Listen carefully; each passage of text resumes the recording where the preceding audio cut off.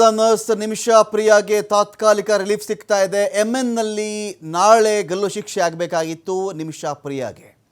ಈ ಶಿಕ್ಷೆಯನ್ನು ಇದೀಗ ಮುಂದೂಡಿಕೆ ಮಾಡಿದೆ ಅಲ್ಲಿನ ಒಂದು ನ್ಯಾಯಾಲಯ. ಯೆಮೆನ್ ಜೊತೆ ಭಾರತ ಕೊನೆ ಕ್ಷಣದಲ್ಲಿ ಮಾತುಕತೆ ನಡೆಸ್ತಾ ಇದೆ.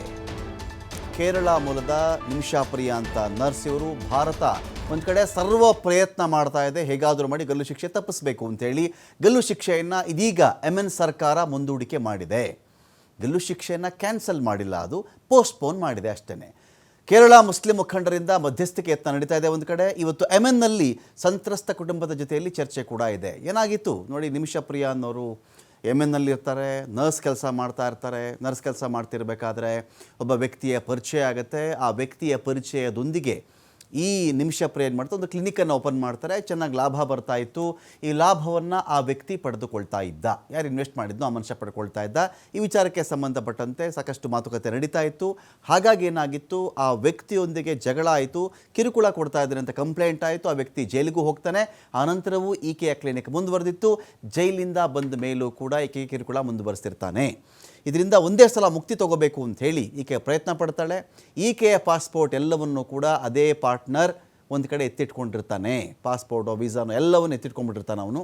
ಇದಾದಮೇಲೆ ಏನಾಗಿರುತ್ತೆ, ಈಕೆ ಇಲ್ಲ, ಹೇಗಾದರೂ ಮಾಡಿ ಪರಾರಿ ಆಗಿಬಿಡಬೇಕು ಅಂಥೇಳಿ ನಿದ್ರೆ ಬರುವ ಮತ್ತಿನ ಇಂಜೆಕ್ಷನ್ ಕೊಡಬೇಕು ಅಂತ ಕೊಟ್ಟಾಗ ಆ ವ್ಯಕ್ತಿ ಸತ್ತೇ ಹೋಗ್ತಾನೆ, ಓವರ್ ಡೋಸ್ ಆಗಿ. ಈ ಕಾರಣದಿಂದ ಏನಾಗುತ್ತೆ, ಆನಂತರ ಸತ್ತು ಹೋದ ಮೇಲೆ ಆ ವ್ಯಕ್ತಿಯ ದೇಹವನ್ನು ತುಂಡು ತುಂಡು ಮಾಡಿ ಅದನ್ನು ಹೇಗಾದರೂ ಮಾಡಿ ಪರಾರಿಯಾಗಬೇಕು ಅಂತ ನಿಮಿಷಾ ಪ್ರಿಯಾ ಟ್ರೈ ಮಾಡಿರ್ತಾಳೆ. ಆದರೆ ಅದು ಫಲ ಕೊಡಲ್ಲ, ಸಿಕ್ಕಿ ಬೀಳ್ತಾಳೆ. ಸೊ ಈ ಒಂದು ಕಾರಣದಿಂದಾಗಿ 2011ರಲ್ಲಿ ಟಾಮಿ ಥಾಮಸ್ ಜೊತೆ ಮದುವೆ ಆಗಿರುತ್ತೆ. ಮದುವೆ ಆದ ಬಳಿಕ ಇಡೀ ಕುಟುಂಬ ಯೆಮೆನ್ಗೆ ಶಿಫ್ಟ್ ಆಗಿರುತ್ತೆ. ಇದು ನಿಮಿಷಾ ಪ್ರಿಯಾಳದ್ದು.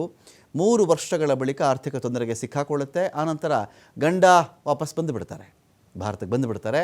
2014ರಲ್ಲೇ ಪಾಲುದಾರಿಕೆ ಮೇಲೆ ಈಕೆ ಕ್ಲಿನಿಕನ್ನು ಓಪನ್ ಮಾಡಿತ್ತು. ತಲಾಲ್ ಅಬ್ದೋ ಮೆಹದಿ ಅಂತ ಅವನು ಪಾರ್ಟ್ನರ್ಶಿಪ್ಪಲ್ಲಿ ವ್ಯವಹಾರ ಮಾಡಿರ್ತಾರೆ. ಹಿಂಸೆ ಕೊಡೋಕ್ಕೆ ತಲಾಲ್ ಶುರು ಮಾಡ್ತಾನೆ. ಪಾಸ್ಪೋರ್ಟ್ ಕಸ್ದುಕೊಂಡಿರ್ತಾನೆ. ಆಕೆಯೇ ನನ್ನ ಹೆಂಡತಿ ಅಂತ ತೋರಿಸೋದಕ್ಕೆ ದಾಖಲೆ ತಿದ್ದುಬಿಟ್ಟಿರ್ತಾನೆ ಇವನು. ಈಕೆಗೆ ಬೇರೆ ಮದುವೆ ಆಗಿತ್ತು, ಈಕೆನೇ ನನ್ನ ಹೆಂಡತಿ ಅಂಥೇಳಿ ತಲಾಲ್ ಅಬ್ದೋಲ್ ಮೆಹದಿ ಟ್ರೈ ಮಾಡಿಬಿಡ್ತಾನೆ ಅವನು. ಸೊ ಎಲ್ಲದರಿಂದ ಬೇಸತ್ತು ಈ ಹುಡುಗಿ ಏನು ಮಾಡ್ತಾಳೆ, ಅವತ್ತಿಗೆ ಅವನಿಗೆ ಇಂಜೆಕ್ಷನ್ ಕೊಟ್ಟಿರ್ತಾಳೆ. ಓವರ್ ಡೋಸ್ ಆಗಿ ಸತ್ತು ಹೋಗಿರ್ತಾನೆ. ಸ್ನೇಹಿತ ಜೊತೆ ಸೇರಿಕೊಂಡು ಏನು ಮಾಡ್ತಾಳೆ, ದೇಹವನ್ನು 2 ಭಾಗ ಮಾಡ್ತಾಳೆ. ನೀರಿನ ಟ್ಯಾಂಕಿ ಎಸ್ತಬಿಟ್ಟಿರ್ತಾಳೆ ಇವಳು. ಊರಿಗೆ ವಾಪಸ್ಸಾಗಬೇಕು ಎನ್ನುವಷ್ಟರಲ್ಲಿ ನಿಮಿಷಾಳ ಅರೆಸ್ಟ್ ಆಗುತ್ತೆ. ಇದೀಗ ಗಲ್ಲು ಶಿಕ್ಷೆ ನಾಳೆಗೆ ನಿಗದಿಯಾಗಿತ್ತು. ಇದೀಗ ಅಲ್ಲಿನ ಸರ್ಕಾರ ಈಕೆ ಗಲ್ಲು ಶಿಕ್ಷೆಯನ್ನು ಮುಂದೂಡ್ತಾ ಇದೆ. ಅಲ್ಲಿನ ಸರ್ಕಾರ ಅಂದರೆ ಅದು ಸರ್ಕಾರ ಅಂತ ಕರಿಬೇಕೋ ಬೇಡವೋ ಅಂಥೇಳಿ ಇಡೀ ವಿಶ್ವಕ್ಕೆ ಒಂದು ಗೊಂದಲ ಇದೆ. ಅರ್ಧಕ್ಕರ್ಧ ಹೌತಿಗಳ ಕಂಟ್ರೋಲಲ್ಲಿದೆ. ಇನ್ನೊಂದಷ್ಟು ಮೂಲಭೂತ ವಾದಿಗಳ ಕೈನಲ್ಲಿ ಆ ಒಂದು ಇಡೀ ಯೆಮೆನ್ ಕಂಟ್ರೋಲಲ್ಲಿದೆ. ಇದರ ಮಧ್ಯೆ ಸರ್ಕಾರಕ್ಕೆ ವಿರುದ್ಧವಾಗಿ ಸುಪ್ರೀಂ ಕೋರ್ಟ್ ಅಲ್ಲಿನ ತೀರ್ಪು ಕೊಟ್ಟರೂ ಕೂಡ ಅದಕ್ಕೇನು ವ್ಯಾಲ್ಯೂ ಇಲ್ಲ. ಸುಪ್ರೀಂ ಕೋರ್ಟ್ಗೆ ಅಂತ ಥ್ರೆಟ್ ಇದೆ ಅಂತ ನಿನ್ನೆ ಕೂಡ ನಮ್ಮ ಸುಪ್ರೀಂ ಕೋರ್ಟ್ ಚರ್ಚೆ ಆಯ್ತು. ಇದರ ಬಗ್ಗೆ ತುಂಬ ನೋವಿನ ವಿಚಾರ ಇದು ಅಂತ ಹೇಳಿ ಇವತ್ತು ಕೇರಳದ ಮುಸ್ಲಿಂ ಮುಖಂಡರುಗಳ ಕಡೆಯಿಂದ ಒಂದು ಪ್ರಯತ್ನ ಆಗ್ತಾ ಇದೆ. ಹಾಗಾಗಿ ನಾಳೆ ನಿಗದಿಯಾಗಿದ್ದ ಈಕೆಯ ಮರಣದಂಡನೆಯನ್ನು ಮುಂದೂಡಿಕೆ ಮಾಡಲಾಗಿದೆ.